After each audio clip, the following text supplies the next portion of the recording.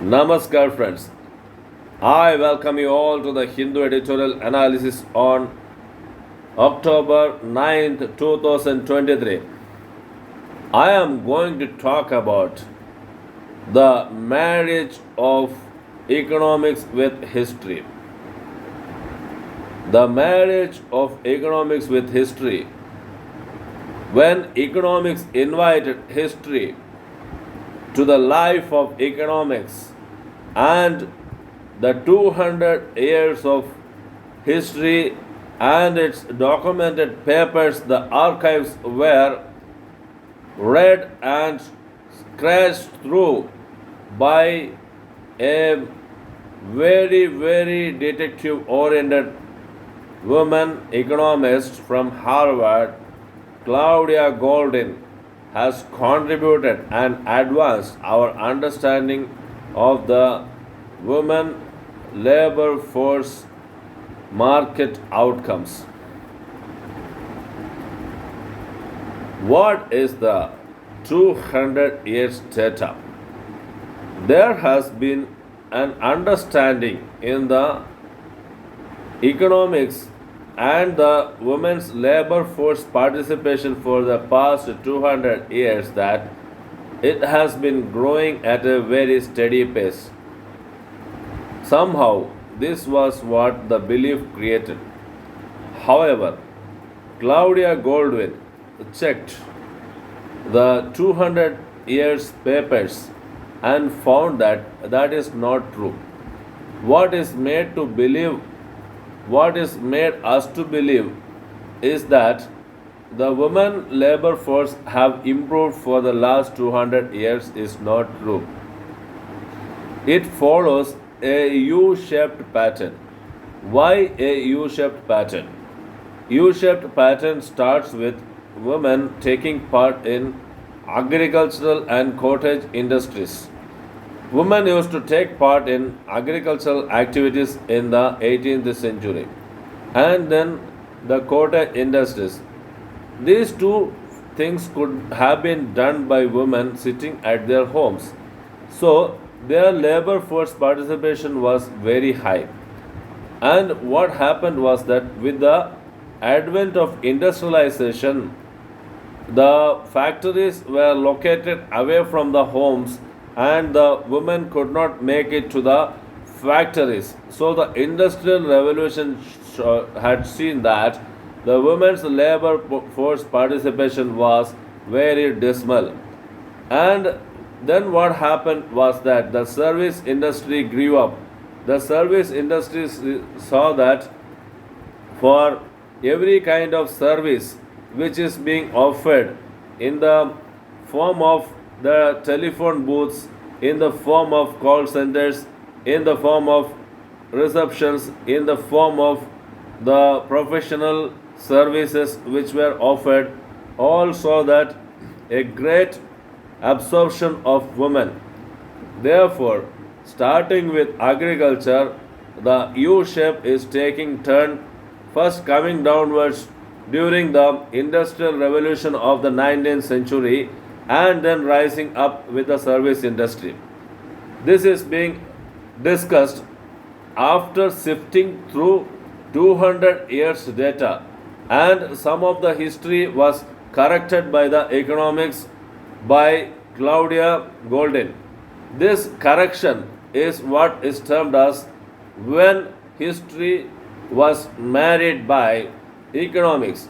Friends, this marriage was necessary because this marriage had given us insights what is the real problem behind the women are not earning as much as men. That is, the gender gap is very much stark and very much telling why this is happening. The industrial revolution time saw that women retrieving or withdrawing to the houses and not going for the work. Then, when the service sector was flourishing, the women made the choices to remain in the workforce, but there was another way in which they could be prevented from growing. That was the discrimination. The women labor force, obviously, with the birth of the first child, would be withdrawing from the work for some time, and this just reduced the working hours, and the work which was suited for her was not given to her, and when she had withdrawn from the office for the childbirth and such things, she was not promoted and men were promoted. This way, the discrimination also paved the way.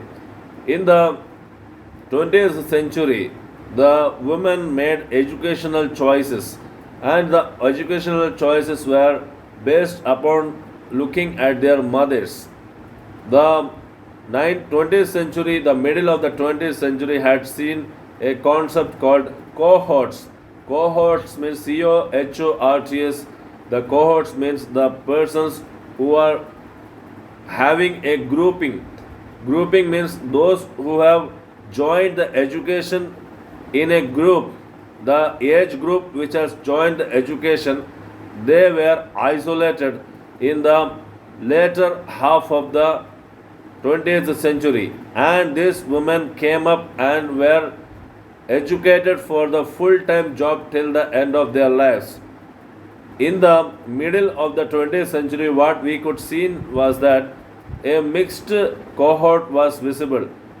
Those who were already working and were not having adequate salary or the wages in the earlier period of the 20th century were mixed with the new generation kids who were learning and preparing themselves for a career growth for the whole life.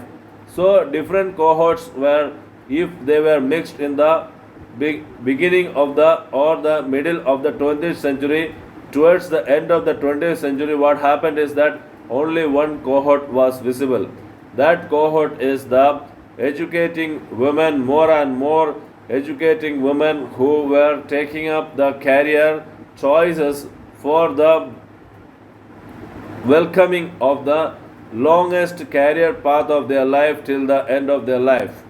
And then another factor which helped the women to be long absorbed to the career is that delaying the marriage and delaying the childbirth. This was because of the technological and medicinal advancements which happened.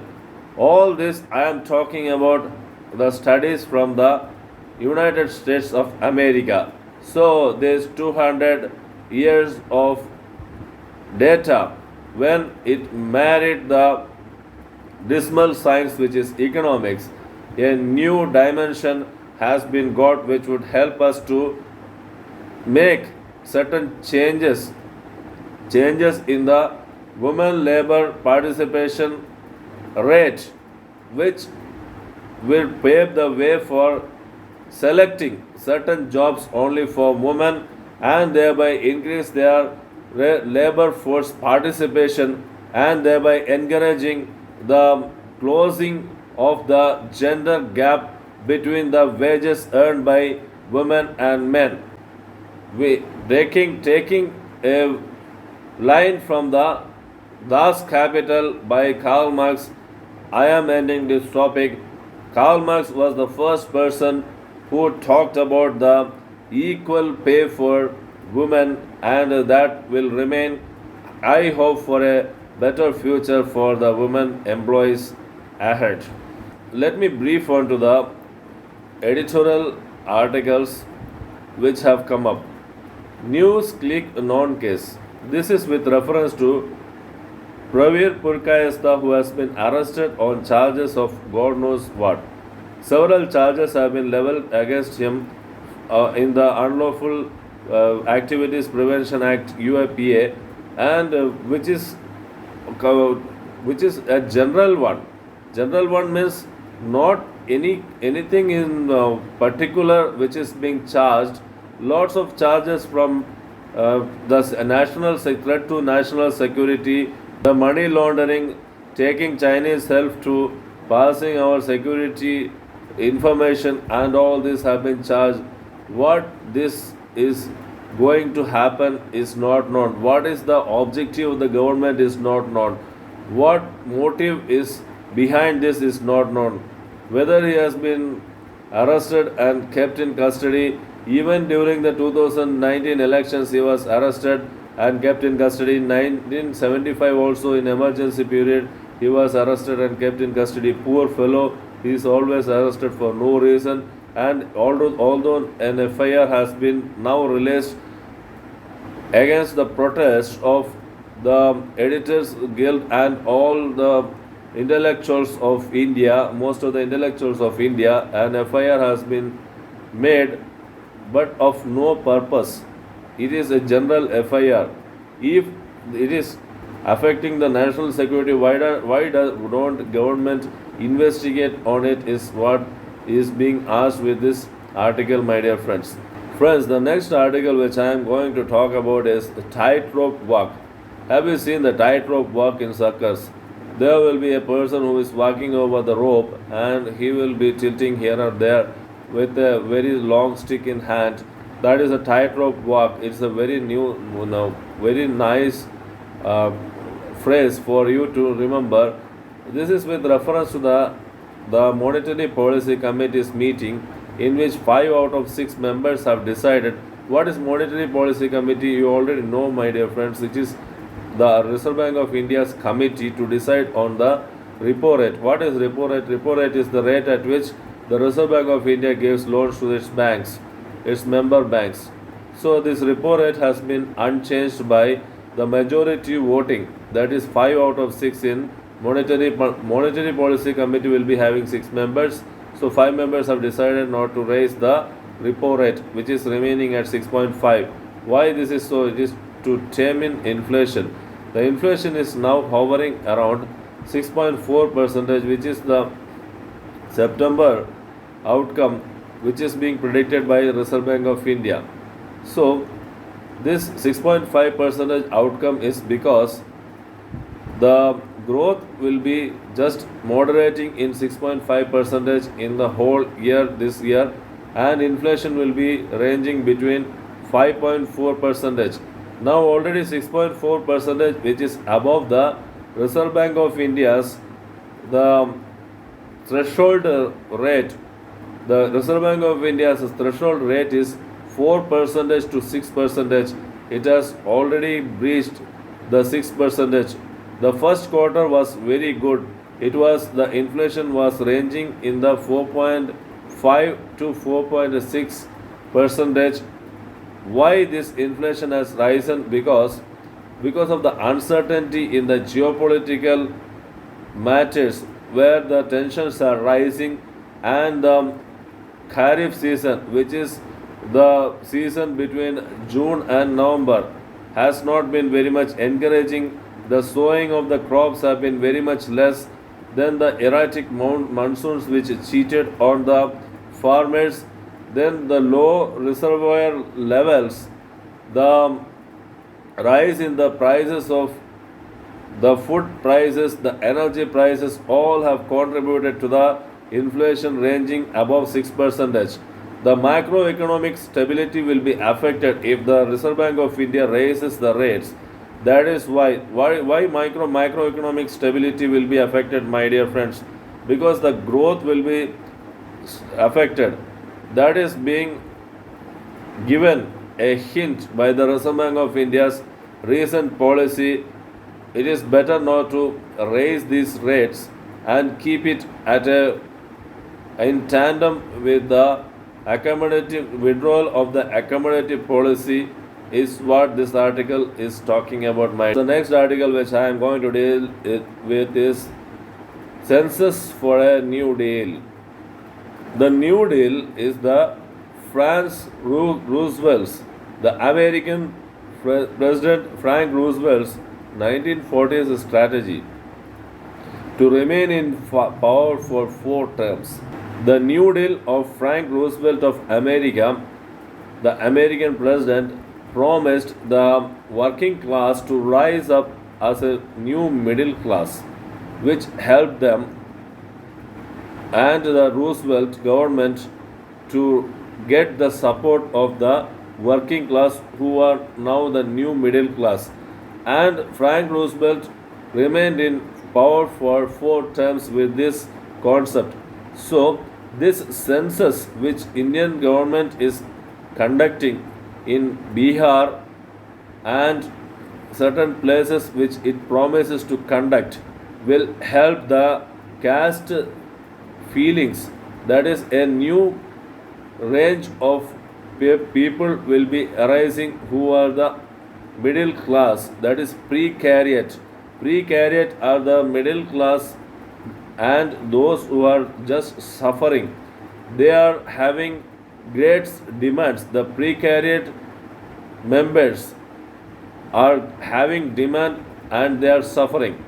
That is why the government is waiting for conducting a Mandal second. Mandal second means you know about the Mandal Commission. The upper caste are now forming around 5% of the middle class.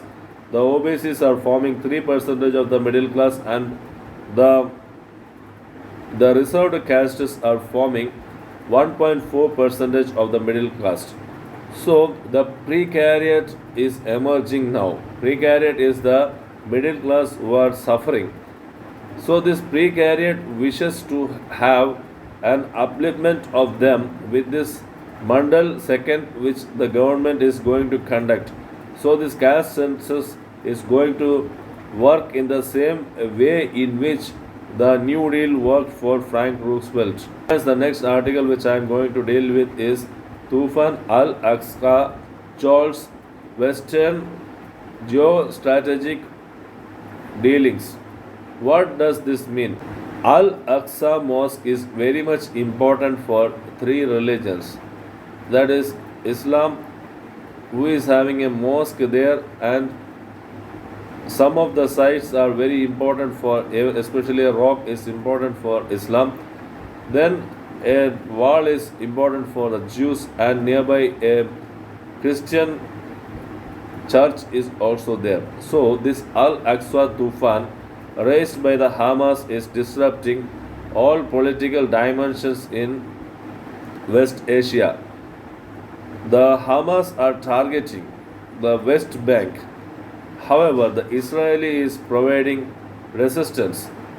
This also brought the faulty artificial intelligence which is being relied upon by the Israeli agencies.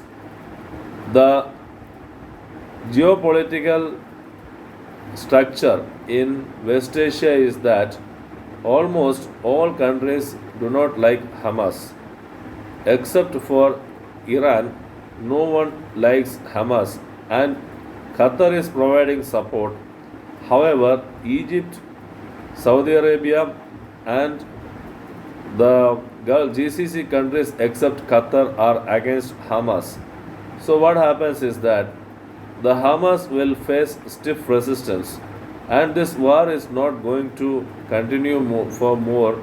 50 years ago, there was another war in which it ended with the peace accord, and the peace in the Palestinian territory was restored. So, this will also not go on forever. It will end up soon, is what this article is expressing hopes. So, we will also hope that the war ends soon. War is not for good. The next article is revisiting the rail gauge debate. This is talking about the broad gauge and the standard gauge. The broad gauge is around 1676 meters, that is, and standard gauge is about 1435 meters.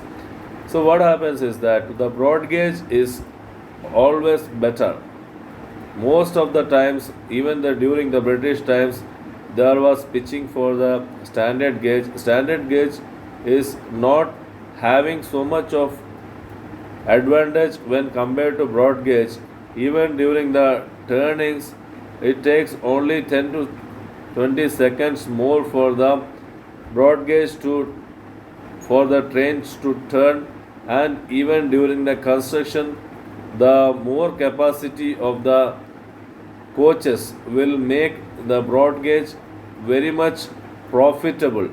So what happens is that broad gauge has to be favored over the standard gauge, although most of the times the standard gauge, which is which can be non-aligned with the main railway line, is always in favor. The writers are telling that broad gauge is always better than the standard gauge. Friends, I have come to the conclusion of the editorial analysis. The war is not good. That is the first takeaway. Second one is, considering the inflation, the RBI is taking adequate measures, that is good for us. And then third key takeaway is that the caste census should not become a New Deal affair, because the based upon castes no one should run the political elections. The fourth key takeaway is that the charges which are raised against the news click is making everyone wonder whether any law is can be used against anyone else. Show me the man and I will show you the law, is what the situation now happening. The fifth key takeaway is that the broad gauge is always better than the standard gauge. And sixth and the most key takeaway is that the women labor force participation, which is very lesser in India and in other countries, must just consider the new Nobel contribution in economics, which is helping us to understand how to absorb more and more women into the labor force. Friends, thank you for your cooperation. Take care. Bye. See you.